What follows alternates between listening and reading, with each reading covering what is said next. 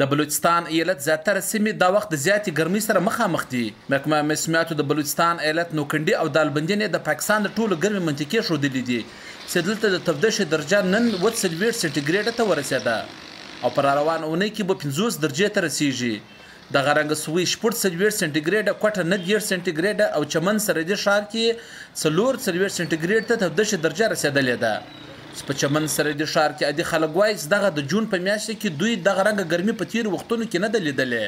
یاره زما 80 کاله عمر دی، په دې 80 کاله عمر کې زما داسې شدید ګرمي نه ده په یاد نه پر ما راغلې ده.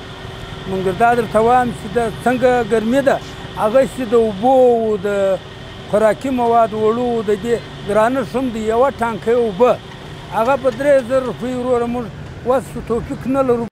WMO عالمي موسمیاتو اداره وایي چې د اقلیمي د بدلونونو د اثراتو له وجې په نړۍ کې د تودوخې درجه به پر روانو 5 کلونو کې نور ریکارډ جوړ کړي. خو پاکستان هم د اقلیمي بدلونونو د اثراتو لاندې دی.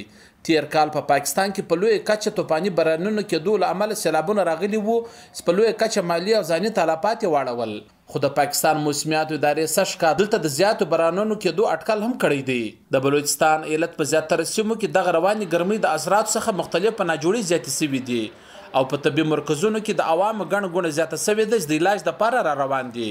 خو طبي پوهانو پر دغه روان موسم کې خپل ځانونه او کوچنیان خوندي ساتلو دپاره احتیاطي تدابیرونو نیولو په هکله ویلي دي.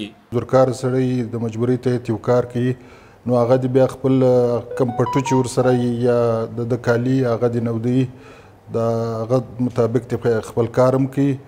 خو بهرحال ضروري شی چې دی هغه اوبه که د اوبو په شکل کې که د جوسانو په شکل کې که د فروټ په شکل کې چې د بدن اوبه یې پرایي.